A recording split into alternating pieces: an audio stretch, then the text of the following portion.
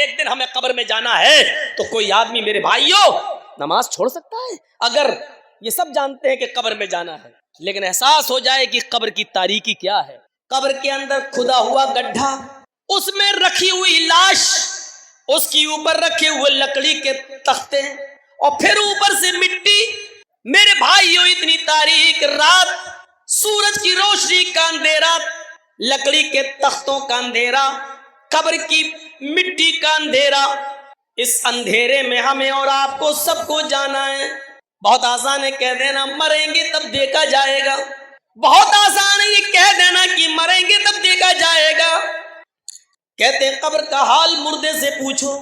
میرے بھائیوں یہ احساس ہو جائے کہ ایک دن ہمیں اللہ کے دربار میں جواب دینا ہے، جنت بھی ہے جہنم بھی، ہمیں جہنم سے اپنے آپ کو بچانا ہے۔ اگر یہ احساس ہو جائے کہ عذاب جہنم بڑا سخت ہے تو کوئی آدمی پھر اس عذاب سے بچنے کی فکر کیوں نہیں کرے گا؟ ہمیں احساس نہیں ہے اس بادشاہ نے کتنی اچھی طریقے سے سمجھا دیا ہے۔ میرے بھائیوں اتنی سب چیزیں ماننے کے بعد، اتنی سب چیزیں جاننے کے بعد، اب آئیے میں اب شروع والی اپنی بات پر آتا ہوں کہ اس عورت نے، جو آدمی اتنا سب کچھ کر لے تو پھر حرام بچہ پیدا ہوگا؟ نہیں ہو سکتا، کتنا خیال رکھا گیا ہے، لیکن وہ عورت تھی اور صحابیہ تھی اور آ کر کہتی ہے کہ اللہ کے نبی میرے پیٹ میں حمل ہے، بچہ ہے، اے اللہ کے رسول صلی اللہ علیہ وسلم مجھے سزا دے دیجئے کیونکہ مجھ سے زنا کا صدور ہوا ہے۔ آپ نے کہا لے جاؤ پتھروں سے مار مار کر ختم کر دو، لیکن کہنے لگی میرے پیٹ میں بچہ ہے، تو کہا کہ جاؤ جب بچہ پیدا ہو جائے تب آنا۔ جب بچہ پیدا ہو گیا تب آئی، کہا اب اس کو مار دو ختم کر دو، بچہ رونے لگا، ماں اپنے بچے کو جب دودھ پلانے لگی تو اللہ کے نبی نے کہا اے خاتون ابھی تجھے مارا نہیں جائے گا، ابھی قتل نہیں کیا جائے گا، یہ بچہ جو ناجائز بچہ ہے، جو زنا کی پیداوار ہے، ابھی تیرے دودھ کی ضرورت ہے اس بچے کو، ابھی تجھے نہیں مارا جائے گا۔ اتنی تمام بندشوں کے باوجود وہ عورت قبول کرتی ہے کہ یہ ناجائز بچہ ہے۔ سوچئے میرے بھائیوں یہ حرام اولاد ہے، لیکن اس حرام بچے کو بھی اللہ کے رسول پیٹ میں مارنے کی اجازت نہیں دے رہے، ختم کرنے کی اجازت نہیں دے رہے ہیں۔ بچے کے ماں سے کہا جا رہا ہے جب یہ بچہ تیرا دودھ چھوڑ دے تب تو آنا۔ اس نے دودھ بھی جلدی چھڑوا دیا۔ عام طور پر بچے 2 سال دودھ پیتے ہیں، اس نے 1 سال 1.25 سال میں 1.5 سال میں دودھ چھڑا دیا۔ پھر لے کر آئی اور کہنے لگی اب بچہ روٹی کھانے لگا ہے۔ اللہ کے نبی نے فرمایا آیا اللہ کی بندی اب میرے پاس کوئی بہانہ نہیں ہے کہ میں تجھے چھوڑ سکوں، اے صحابہ جاؤ اور اس کو لے جا کر سینے کے برابر گاڑ کر اس عورت کو پتھروں سے مار مار کے ختم کر دو۔ پورے واقعے کو بتانے کا مقصد یہ ہے کہ یہ انسانیت تھی جناب محمد رسول اللہ صلی اللہ علیہ وسلم کی کہ حرام کا اور ناجائز بچہ بھی گرانے کی اجازت نہیں دے رہے ہیں۔ یہ انسانیت ہے، انسانیت، اور انسانیت کا سب سے بڑا سبق اسلام پیش کرتا ہے۔ ہر حال میں مسائل کو جاننے کی کوشش کرو۔ ایک مسئلہ آپ کے سامنے اگر رکھا جائے تو آپ اس کا کیا جواب دیں گے؟ آئیے آج کل لیٹسٹ مسئلے آتے ہیں۔ ایک غیر مسلم مسلمان ہو گیا رمضان کے مہینے میں، آج 20واں روزہ ہے اور آج وہ مسلمان ہو رہا ہے، تو اب وہ کتنے روزے رکھے گا؟ صرف روزے تو 10 بچے ہیں اور 29 کا چاند ہو گیا تو 9 ہی روزے بچے ہیں، اور اسلام وہ آج لا رہا ہے اور روزے تو ہر مسلمان پر 1 مہینے کے، رمضان کے پورے مہینے کے روزے فرض ہیں، تو اب وہ کتنا روزہ رکھے؟ شریعت کیا کہتی ہے؟ شریعت یہ کہتی ہے کہ وہ 20ویں روزے کو اگر اسلام قبول کرتا ہے تو 20ویں روزے کے بعد سے ہی اس کے اوپر روزہ فرض ہو جاتا ہے، اور جتنے روزے اس کو ملیں گے اتنے وہ رکھے گا۔ اب سوال یہ پیدا ہوتا ہے 20 روزے جو اس کے چھوٹے ہیں کیا وہ عید کے بعد پورے کرے گا؟ نہیں کرے گا۔ کیوں نہیں کرے گا؟ دلیل کیا ہے؟ بھائی اہل حدیث ہو تو دلیل تو چاہیے نا۔ آپ لوگوں نے جلسہ بہت اچھا کیا ہے لیکن یہ لائٹنگ بہت بری، کبھی ہری کبھی لال، اور وہ آنکھوں پہ پڑتی ہے تو کبھی تو لگتا بہت آدمی ہے، کبھی دکھتا ایک بھی نہیں ہے، اور کبھی جب لال جلتی ہے تو میں سوچتا ہوں رک جانا چاہیے کیونکہ یہ ریڈ سگنل ہے، یہ ہم کو اشارہ کر رہی ہے کہ بولنا بند کر دو۔ ارے یہ تم کو کس نے، ارے جرجی صاحب کا جلسہ ہے، کوئی بارات میں نہیں آئے ہیں نکاح کے لیے، یہ ایسی لائٹنگ جلسوں میں لائٹ ایسی ہونی چاہیے جو جلتی رہے، بس بجھے نہیں، تو ایسا لگ رہا ہے جیسے آنکھ مار رہی ہو۔ اللہ کی قسم بڑا ڈسٹرب ہو رہا ہوں، کل بھی ہوا تھا لیکن کل میں بول نہیں پایا، سارا غصہ ان چینل والوں پہ اتر گیا، آج یہ لائٹ والے پہ لگ رہا ہے سارا غصہ اتارو۔ کبھی لگتا ہے کہ کہاں چلے گی پبلک، کبھی لگتا ہے یو دیکھو وہاں تک بیٹھی ہوئی, ہماری بھی تو آنکھیں ہیں, کوئی ہم بہت بڑے بابا تو ہے نہیں کہ یہاں بیٹھے بیٹھے ہم کلکتہ تک تو دیکھ لیں, اتنی مشین تو ہے نہیں میری آنکھوں میں. تو میرے بھائیوں اب وہ 20 روزے کے بعد جتنے ملیں گے وہ رکھے گا, پہلے کے نہیں. کیوں؟ کیونکہ پہلے اس پر روزے فرض تھے ہی نہیں. اسلام تو وہ ابھی لایا ہے, مسلمان تو وہ آج ہوا ہے, آج سے پہلے اس پر روزے فرض تھے ہی نہیں, فرض آج ہوئے ہیں, تو جتنے ملیں گے اتنے روزے رکھے گا. ایک اور مسئلہ یاد رکھیے گا, ایک غیر مسلم ابھی مسلمان ہوا ہے 20ویں روزے کو, اور ٹائم ہے 5 بجے کا, شام کو 5 بج رہا ہے اور ابھی اسلام لایا, اشہد ان لا الہ الا اللہ وان محمد رسول اللہ, اسلام لے آیا, کلمہ پڑھ لیا, 5 بجے سے ہی اس کے اوپر روزہ فرض ہو گیا ہے.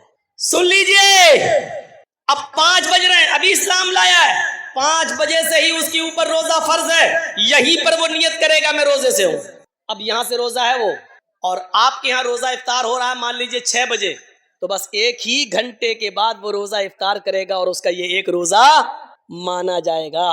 5 بجے اگر اسلام لایا ہے تو 5 بجے سے ہی اس کے اوپر روزہ فرض ہو گیا ہے, اور جب افطار کا وقت ہوتا تب وہ افطار کر لے گا, اس کا یہ ایک روزہ مانا جائے گا. اب سوال یہ ہوتا ہے کہ وہ 5 بجے تک تو خوب کھاتا پیتا رہا, تو خوب کھاتا پیتا رہا, اس وقت وہ کافر تھا, اس کے اوپر کھانا پینا جائز تھا, 5 بجے سے پہلے وہ مسلمان تھا ہی نہیں, اس لیے روزہ نہیں تھا. 5 بجے اسلام لاتا ہے, 5 بجے مسلمان ہوتا ہے, اس لیے روزے کے احکام 5 بجے سے ہی اس کے اوپر لاگو ہوں گے. 5 بجے سے پہلے اس کو جو کھلایا پلایا گیا یہ اللہ کی رحمت اور مہربانی میں شامل کر لیا جائے گا. میرے پیارے ساتھیوں, ان مسائل کو جاننے کی ضرورت ہے.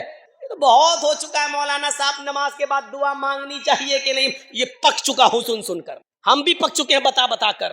چلے جائیے معظم پور کے سائڈ میں, ابھی تک نہیں مانا جا رہا ہے, دھڑلے سے مسجد میں نماز پڑھی جا رہی ہے. 20 سال پہلے میں نے کہا تھا جس مسجد کے اندر قبر ہوگی اس مسجد کے اندر نماز نہیں ہو, نہیں مانا جاتا. دلیل کیا دی جاتی ہے؟ مدینہ میں اللہ کے رسول کی بھی تو قبر ہے, اس کو بھی تو دیواروں سے گھیر دیا گیا ہے. اللہ کے رسول کی قبر کو عام لوگوں کی قبر کے برابر کھڑا نہیں کیا جا سکتا ہے, کیونکہ نبیوں کے بارے میں نبی کا فرمان یہ ہے کہ پیغمبروں کی اور نبیوں کے جسموں کو قبر کی مٹی نہیں کھاتی, لیکن ہمارے اور آپ کے جسموں کے بارے میں نہیں ہے کہ قبر کی مٹی نہیں کھاتی. نبیوں کے بارے میں اللہ کے رسول کا یہ فرمان ہے کہ نبیوں کو وہیں دفن کیا جاتا ہے جہاں ان کا انتقال ہوتا ہے, جہاں ان کی روح نکلتی ہے وہیں پر ان کو دفن کیا جاتا ہے. نبیوں کے لیے مسائل الگ ہیں اور عوام کے لیے مسائل الگ ہیں, لہذا نبی کی قبر کو ہم آج کی قبر پر محمول نہیں کر سکتے ہیں. اللہ کے رسول کا ہی یہ فرمان ہے کہ نبیوں کو وہیں دفن کیا جاتا ہے جہاں ان کی روح نکلے, یعنی مجھے بھی وہیں دفن کرنا جہاں میرا انتقال ہو. نبی اکرم نے یہ فرما کر صاف کر دیا کہ میری قبر وہیں ہوگی جہاں میرا انتقال ہوگا. آج یہ چیز تو آپ نے ضروری سمجھ لی, میں نے مان لیا, چلیے نہیں بدل رہے ہو آپ کی مرضی, لیکن جو چیز سنت ہے اس کو تو آپ نے کیا ہی نہیں. مردے کو قبرستان میں جب دفن کرنے کے لیے جاتے ہیں اور جب اس کو لٹاتے ہیں تو آپ کیسے لٹاتے ہو؟ چت لٹاتے ہیں نا, سر ادھر رہتا ہے, مان لیجئے سر ادھر ہے, پیر ادھر ہے, تو ایسی تو لٹاتے ہو نا. مجھے دکھائیے آپ کہاں ہے, آپ کے علاقے کے کسی مولوی نے آپ کو بتایا ہے؟ جبکہ سنت یہ ہے کہ میت کو جب آپ قبر کے اندر لٹائیں گے تو اس کو داہنی کروٹ سے لٹائیں گے. ہم لٹاتے تو چت ہیں اور منہ اس کو ایسا کر دیتے, ایسا کر, یہ اور تکلیف دہ چیز ہے. چت لٹاتے ہیں, غلط ہے یہ طریقہ, پھر سن لو غلط ہے یہ طریقہ. نہیں سمجھ میں آیا ہے تو ڈنکے کی چوٹ پہ کہتا ہوں میت کو قبر میں اتارنا اور چت لٹانا غلط ہے طریقہ. کل تک رہوں گا, شام تک رہوں گا انشاءاللہ. کسی کو اس کی دلیل ملے تو ہمیں بھی دکھا دینا. علم ایک سمندر ہے, ہو سکتا ہے کہ میرے پاس علم نہ ہو, آپ کے پاس کوئی دلیل ہو آپ ہمیں دے دیں, اور نہیں تو میرے پاس دلیل ہے.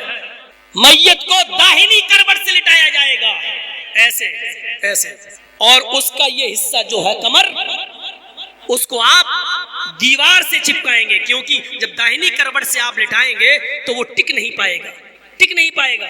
آپ کو مٹی کے 2-3 ڈھیلے اس کے پیچھے رکھنا پڑیں گے تاکہ وہ ٹک جائے، اور ایسا نہیں کر سکتے ہو تو اس والی دیوار سے جو قبر کھدی ہوئی ہے اس کو آپ اس دیوار سے چپکا دیجئے اور اس کو پورا کا پورا داہنی کروٹ سے لٹائیے، اس کے بعد پٹرے رکھ کے آپ اس کے بعد مٹی دیں۔ یہ طریقہ سنت ہے، یہ طریقہ شریعت سے ثابت ہے، لیکن آپ نہیں کریں گے۔ جو ثابت ہے وہ نہیں کریں گے، اور جو ثابت نہیں ہے اس کو کرنے پر آپ اپنے امام کو اور اپنے عالم کو مجبور کریں گے۔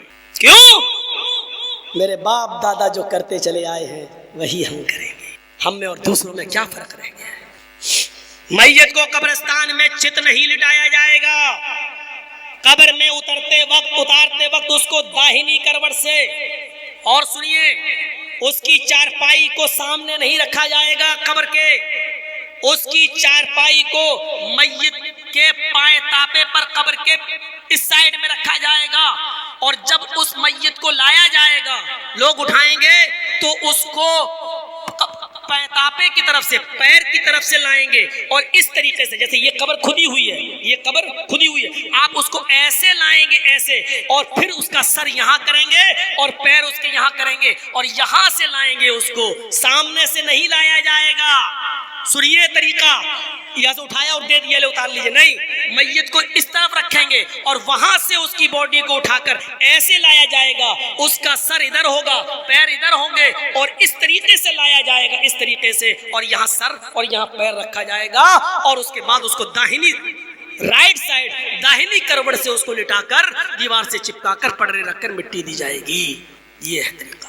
اب کل جانتے ہو چائے کی ہوٹلوں پہ باتیں ہوں گی، یہ مولوی ایک اور فتنہ کھڑا کر رہا ہے، یہ نیا آ گیا ہے، نئی بات بتا گیا۔ آج تک کسی کو ابھی تک تو چتی لٹاتے آئے، ارے آپ کیا لٹاتے آئے ہو، ہم نے بھی لٹائے ہیں، اور جب نہیں معلوم تھا نہیں معلوم تھا، لیکن جب علم ہو گیا تو ضد اور بحث نہیں، جب دلیل آ گئی آمنا صدقنا، جب نبی سے ثابت، تو وہاں ایک بات آپ کی نہیں چلے گی، ہماری نہیں چلے گی، وہاں چلے گی تو جناب محمد رسول اللہ کی چلے گی۔ یہی تو شریعت ہے، یہی تو شریعت ہے۔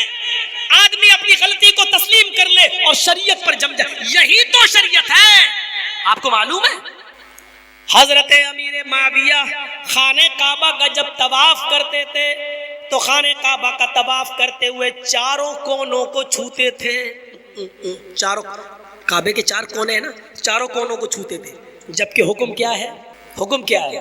آپ پہلا چکر جو لگائیں گے وہ حجر اسود جہاں ہے وہاں سے آپ شروع کریں گے، اس کونے سے، اور وہاں سے چکر لگاتے ہوئے آپ آئیں گے رکن یمانی کو چھوئیں گے، یہ ایسے اگر چھو سکتے ہیں آرام سے تو چھو لیجئے، اس کو آپ چھوئیں گے، اور رکن یمانی اس کے بعد جو کونا آئے گا وہ حجر اسود کا ہوگا، یہاں سے یہاں تک آپ یہ دعا پڑھیں گے، ربنا آتنا فی الدنیا حسنۃ وفی الآخرۃ حسنۃ وقنا عذاب النار۔ یہ دعا زور سے پڑھیں گے آپ، رکن یمانی چھوئیں گے اور وہاں سے یہ دعا پڑھتے ہوئے زور سے، ربنا آتنا فی الدنیا حسنۃ وفی الآخرۃ حسنۃ وقنا عذاب النار۔ جب کعبہ کا طواف کریں گے، تب کی بات کر رہا ہوں میں، چاہے عمرہ کریں یا حج کریں، جب آپ طواف کریں گے کعبہ کا تو پہلا چکر آپ حجر اسود سے شروع کریں گے، اور کرتے کرتے پہلا کونا نکلے گا، دوسرا کونا نکلے گا، تیسرا کونا جو آئے گا وہی رکن یمانی ہے، اس کو چھوئیں گے، اور چوتھا کونا پھر حجر اسود ہے، تو رکن یمانی سے لے کر حجر اسود تک آپ یہ دعا پڑھتے ہوئے آئیں گے، ربنا آتنا فی الدنیا حسنۃ وفی الآخرۃ حسنۃ وقنا عذاب النار۔ اب حجر اسود پر آنے کے بعد اگر آسانی سے بوسہ لے سکتے ہو تو لے لیجئے، اور آسانی سے بوسہ نہیں لے سکتے ہو تو اپنا دائنا ہاتھ اٹھا لیجئے اور یہ کہیے اللہ اکبر، یہ کہہ کر آپ آگے بڑھ جائیے اور چکر لگائیے، خام خواہ ہلاکت میں اپنے آپ کو مت ڈالیے، زبردستی کسی کو دھکا دے کر چومنے کی کوشش مت کیجیے خانے حجر اسود کو، کیونکہ وہاں کچھ حبشی لوگ بھی طواف کرتے ہیں نا، بڑے موٹے تازے ہوتے ہیں، ہم نے تھوڑی بہت کوشش کی تو ایک دھکے میں گرے تھے، بڑے لمبے چوڑے ہوتے ہیں، اب ان کو تھوڑی معلوم ہے یہ مولانا جرجیس ہے کون ہے، وہاں تو سب ایک ہی ڈریس میں ہے، ایک ہی لباس میں ہے۔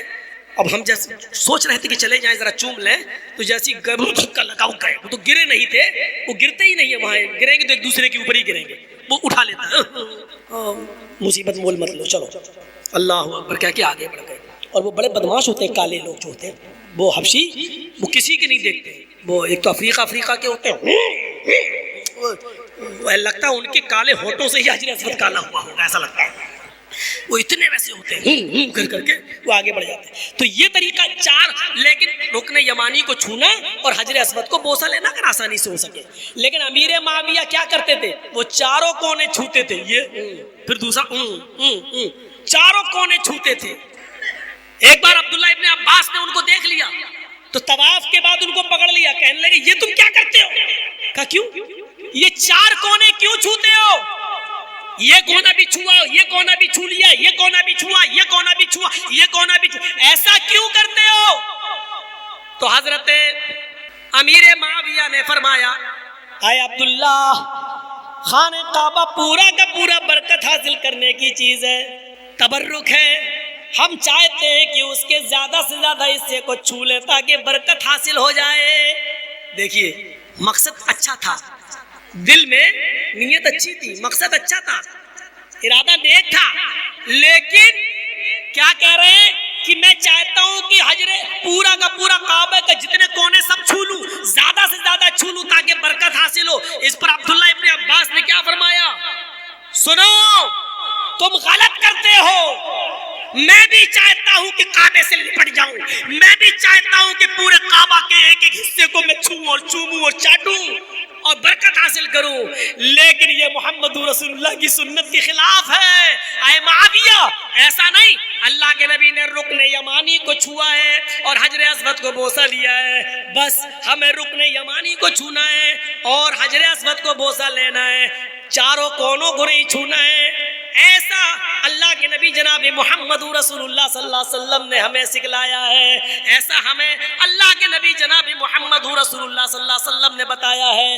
امیر معاویہ کہتے ہیں تم ٹھیک کہہ رہے ہو، اتنے بڑے صحابی لیکن غلطی واپس لے لی، کیا کہتے ہیں، تم ٹھیک کہہ رہے ہو، اب میں ایسا ہی کروں گا، رکن یمانی کو چھوؤں گا اور حجر اسود کو بوسہ لوں گا، کیونکہ یہی محمد رسول اللہ کا طریقہ ہے۔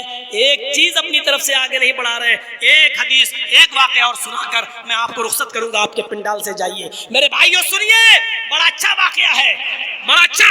عبداللہ ابن مسعود نے ایک مرتبہ اس آدمی کو ڈانٹا، فجر کی نماز کے بعد 2 رکعت سنت پڑھنے کے بعد، فجر میں 2 رکعت سنت ہے، 2 فرض ہے، 2 سنت 2 فرض۔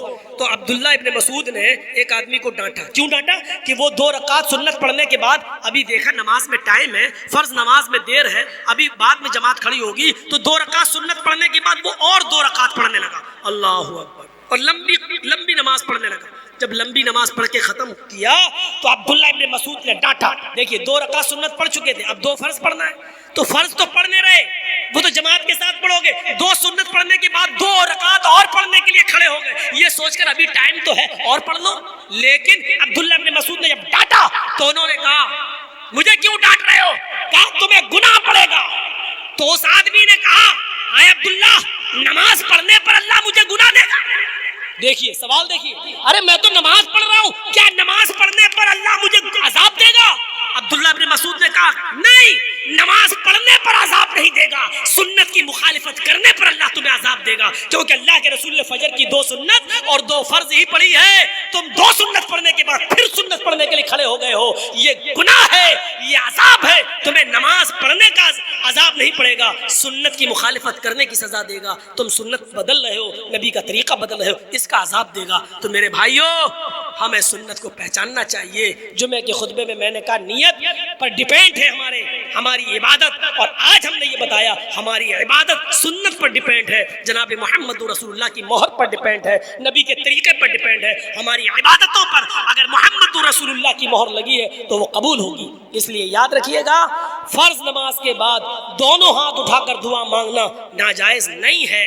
فرض نماز کے بعد اکیلے تنہائی میں آپ جتنی دعا مانگنا چاہیں مانگیں۔ اعتراض صرف اس بات پر ہے، غلط صرف یہ ہے کہ فرض نماز کے بعد امام کا انتظار میں بیٹھے رہنا اور امام ہاتھ اٹھائے تب مقتدی ہاتھ اٹھائیں اور امام دعا کرائے مقتدی آمین آمین بولے، یہ طریقہ غلط ہے۔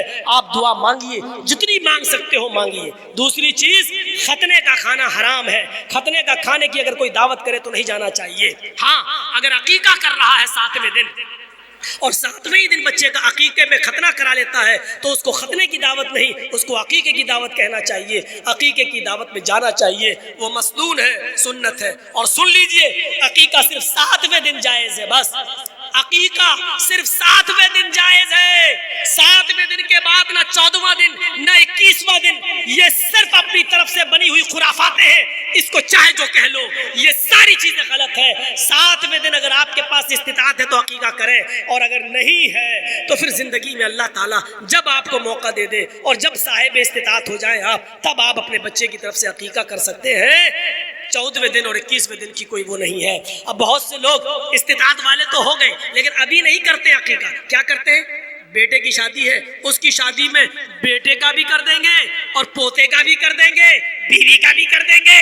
ایک گائے لائے، 2 بیٹے کی طرف سے، ایک بہو کی طرف سے، ایک اور پوتا ہوا 2 اس کی طرف سے، 7 حصے اللہ اکبر، ایک گائے کر دی اور 7 حصے۔ نہیں چلے گا، عقیقے میں بڑا جانور ہی نہیں چلے گا، عقیقے میں 2 بکرے چاہیے، چھوٹے جانور 2 بھیڑ یا 2 دمبا یا 2 مینڈا یا 2 بکرا ہو۔ لڑکا ہے تو، لڑکی ہے تو 1، لڑکی ہے تو 1، لڑکا ہے تو 2۔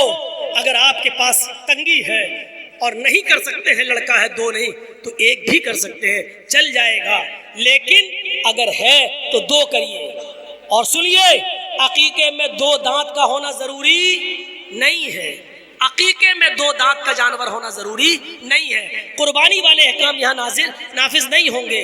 اتنا بڑا، اب 2 دانت کا ضروری نہیں ہے تو اتنا چھوٹا بھی نہ ہو کہ آج ہی پیدا ہوا ہو 2 لا کے کر۔ مکافیتان اتنا بڑا ہونا چاہیے کہ وہ دیکھنے میں لگے کہ ہاں بکرا ہے، بکری ہے، اس کو بچہ نہ کہا جا رہا ہو، بکری کہا جا رہا ہو یا بکرا کہا جا رہا ہو، اتنا لگنا چاہیے۔ کم سے کم 2 دانت نہیں ہے تو چلے گا، لیکن اتنا چھوٹا بھی نہ ہو کہ لگ رہا ہو جیسے 1 مہینے کا اٹھا کے لاگے ذبح کر دیا، نہیں۔ تو 2 بکرے لڑکے میں اور لڑکی میں 1، یہ ہونا چاہیے۔ تو یہ جو چیزیں تھی جو میں نے آپ کے سامنے رکھی ہیں، آپ میت کے لیے قبرستان میں دعا کریں۔ دعا میں ہاتھ اٹھانے کا جہاں تک مسئلہ ہے وہ قابل اعتراض ہے، دعا کرنا نہیں۔ اللہ کے رسول نے خود کہا اپنے بھائی کے لیے دعا کرو، بس الان اس سے سوال کیا جائے گا، اس سے پوچھا جائے گا۔ چھوڑو یار، یہاں کوئی فتوے بازی تھوڑی ہوتی ہے، پر جلسوں میں لا کے سوال کرتے ہیں۔ آپ کے یہاں دارالفتہ کھلا ہوا ہے، فتوے وہاں سے لیا کریے۔ یہ تو تقریر میں ایک حصہ ہے، وہ ہم نے بتا دیا جو بتا رہے ہیں ہم آپ کو۔ اور ایک آدمی کے سوال بتاؤ تو دوسرے اور لانے لگتے ہیں۔ ایک بار کٹیہار کی سائڈ میں پروگرام ہوا تو 2.5 گھنٹے تقریر ہوئی نہیں، پورا کا پورا سوال جواب نہیں چلا گیا۔ اب بعد میں وہاں کے لوگ بولتے ہیں نہیں پوری تقریر 2.5 گھنٹے اور بولو، 2 گھنٹے اور بولو۔ تو یہ سب چیزیں نہیں ہونی چاہیے، یہ سب چیزیں پرسنل ہیں، اکیلے میں آ کے بات کرنی چاہیے۔ تو اللہ تعالیٰ سے دعا کریے بار الہ ہمیں کتاب و سنت پر چلنے کی توفیق عطا فرمائے، ہمیں محمد رسول اللہ کی سنت کو زندہ کرنے کی توفیق عطا فرمائے، ہمیں قرآن و حدیث کے مطابق عبادت کرنے کی توفیق عطا فرمائے، ہماری ماں بہنوں کو بھی سنت پر چلنے کی توفیق عطا فرمائے، اور اللہ جب تک تو ہمیں زندہ رکھ